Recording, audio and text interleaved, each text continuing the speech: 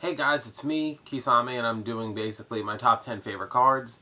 And I'm going to get right into it because this video is going to probably be long. Number 10, my Bryonic Dragon of the Ice Barrier. Bryonic is my favorite Synchro monster. I got Bryonic on, I think it was the Storm of Ragnarok sneak peek, and I needed Catastor, Goyu, and Bryonic.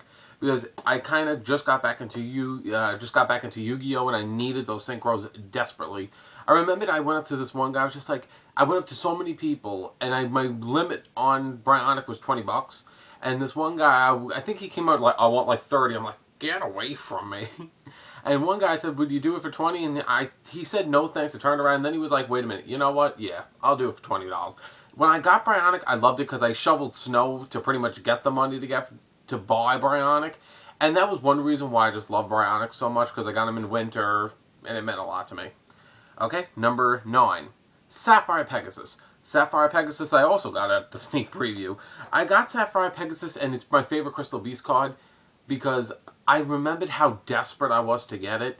And Spidey tried to help me get all the Crystal Beasts at that time. Crystal Beast is probably one of my favorite archetypes. It's probably my second favorite archetype. Can't really play it as much now because of the meta. But I'll never forget when I went into that sneak preview, I pulled Volcanic Doomfire like 3 times, and I gave it back to the store to re-enter, and I never got Sapphire Pegasus. I gave this one guy Volcanic Doomfire and a whole shit ton of the other cards I pulled just for Sapphire Pegasus because I wanted it that bad. And I think because everybody in there was like crazy about Rise of the Storm Monarch, but me, all I wanted was Sapphire Pegasus. So I got that there, and everybody makes the joke because I went in there and I said, I'll suck your dick for a Sapphire Pegasus, and people looked at me like I was crazy, but a part of me was actually being serious. But Sapphire Pegasus always meant a lot to me. That's why I never traded, and it always meant a lot to me. Alright, number 8. Break of the Magical Warrior. Break of the Magical Warrior, the Ultra one I got from my ex, David. And Breaker always meant a lot to me because I love how easily he was able to play. I always loved him from the anime. Breaker, attack him. Come on, Breaker, attack him again. Breaker had 1900 attack points. He was very easy for me to splash into any of my decks. I liked how he was like, I like his look.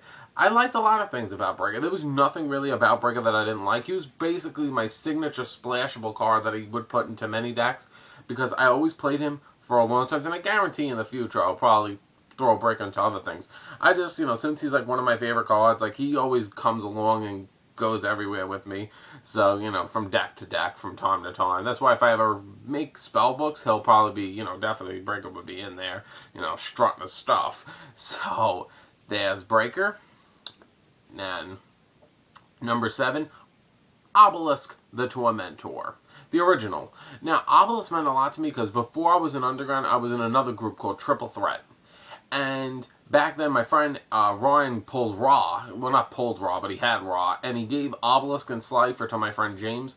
And then I was just like, ah, damn, you got the God cards. I don't got nothing. I feel like I'm the weak one in this group.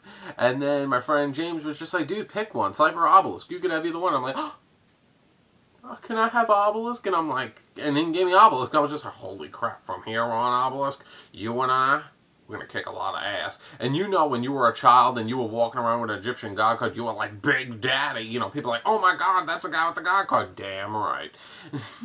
You see, I always liked how there's that dark patch for Obelisk, like in his picture, because I always used to put my thumb or my finger on it. I was like, I summon Obelisk. See, Obelisk always meant a lot to me because I always he was my God card. Number 6, Wind Up Zenmaines. Wind Up Zenmaines I got from my friend Reggie from Canada, and I remembered when he got it, I was like, oh my God, I need that card so badly. And he was just like, well, it's not really a number monster, so I don't really care. But we never traded before, and I was just like, can we trade? And I was like, I'll give you whatever you want for Zenmaines because I needed Zenmaines for my deck, just like how many people needed Zenmaines for their deck. And when Zenmaines first came out, it was like a $70, $80 card. So I was just like, oh my God, getting this is going to be such a hassle. And when I got it, I was one of the very first out of many people to get Zenmaines. And I was just like, yes, I got Zenmaines. And most of the time when a card gets reprinted, like, I tend to get rid of it and sell it for, for the most it's worth, like how I did with Bouncer and Roach, because they're being reprinted. But I'm like, not Zenmaines. Zenmaines is like, he's a classic. He reminds me of my friend, and my friend's protecting me. That's, what Wind Up Zenmaines does. He's defending you. And that's why I like that. Number 5. Exodia. Exodia, I never had as a kid. I was neglected of Exodia. Always wanted Exodia, never had Exodia. That kind of thing. I'll never forget I went into a video game store wanting Exodia so bad. They were like $150. I can't afford this. And then to realize one of my friends stole the Exodia cards from the display thing that Video Game Central had, and someone that I knew, and he just took it, and I'm like, I can't believe you did that. And I was like, these are the people that deserve Exodia? Fuck this. But you see, like, Exodia always meant a lot to me. Nowadays, I have like a shit ton of Exodias because I love Exodia so much. Because Exodia was just like, I love his artwork, and he's personally nowadays my favorite collectible Yu-Gi-Oh card in all history. That's why I have like a deck worth of just Exodia's head, because I just can't get enough of Exodia. Number 4, the Seal of Orichalcos. The Seal of Orichalcos, when I was a child, I always wanted the Seal of Orichalcos. I took a magic marker and I drew the Seal of Orichalcos on a table. Then my mother flipped out on me because she thought it was the devil sign. I had to throw it out. People looking at my house, seeing that in front of the house, thinking that it was the devil sign and that I worship Satan.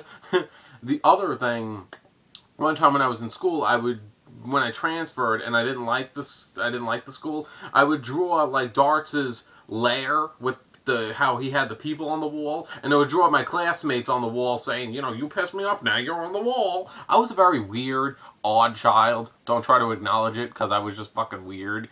I used to rip Yu-Gi-Oh cards in half to make fake copies of the Seal of Orichalcos. That's how much I like the seal.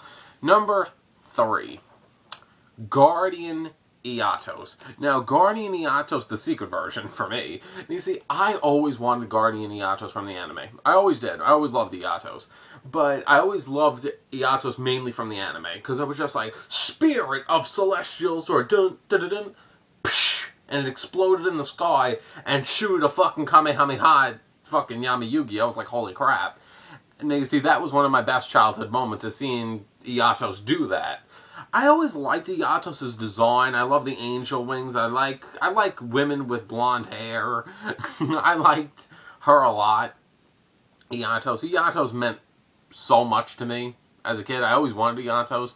And now that I have Eatos, I'm like, oh, I really like it. I wish Eatos had like its sword in the picture that it was holding. Number 2, my favorite card. Ancient Gear Golem. Ancient Gear Golem I got from my grandmother on my birthday, and I was pulling 10 Lost Millennium packs because she gave me $40, which I went right to the store to buy 10 Lost Millennium packs. My first pack I opened was Ancient Gear Golem, and I was like, oh, you're not a Thunder Giant, you're not a Flame Wing, man, get the fuck out of here. Then I saw the intro to Yu-Gi-Oh! GX, and I was just like, game on, you better play. I'm like, oh my god, that's Ancient Gear Golem.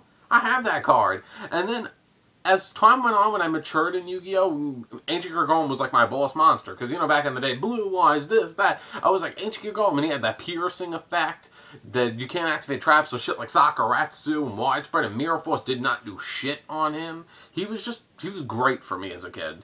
And he always meant a lot to me because of that reason. Number 1, my favorite card, Constellar Pleiades. Pleiades I got from my ex, David, surprisingly enough.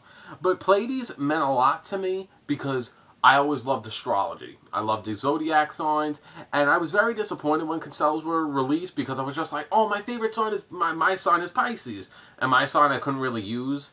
But when I saw Pleiades, it was like everything was A-okay, because I was just like, there's something about Pleiades. You see, I love, because Pleiades is a cluster of all signs, pretty much. And I like how there's stars in his background. I like there's stars on his cape. I love the sword that he's holding, the sword axe, which is just like, psh, like Eatos. I like how he's pointing like, get the fuck out of my sight. There was just so much about him that I did like. I like his armor. I like that he's a knight. I like he's like a protagonist card. He's like 2,500 attack points. There's nothing about Pleiades that I don't like. I like everything. And I always just loved astrology. So that's it. These are my top 10 favorite cards. What are yours? Leave a comment below saying what your top 10 favorite cards. Make a video response. Like this video. Subscribe to Underground. And I'll see you guys next video. And I'm surprised I was able to make this video in less than 10 minutes. Because if it was more than 10 minutes, it wouldn't let me upload it. Thanks for watching. Bye.